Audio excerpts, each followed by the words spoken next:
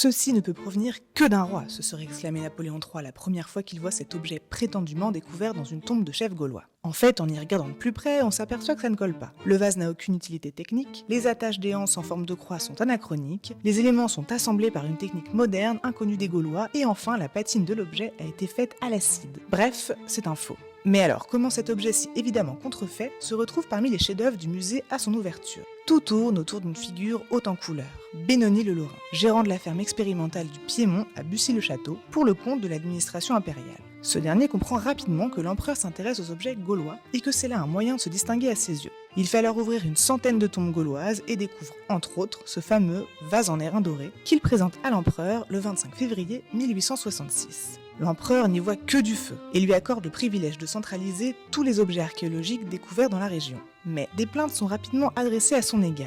Délaissement du travail de la ferme, disparition et trafic d'objets. Le directeur du musée des Antiquités nationales, Alexandre Bertrand, est dépêché sur place et scandalisé par ce qu'il découvre. Les objets sont mélangés et sans indication de provenance.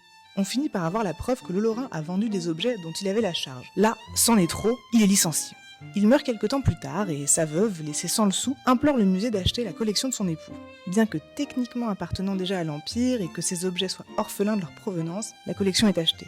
Et ce n'est que plus tard, à la fin du XXe siècle, que l'on découvre que le vase était un faux.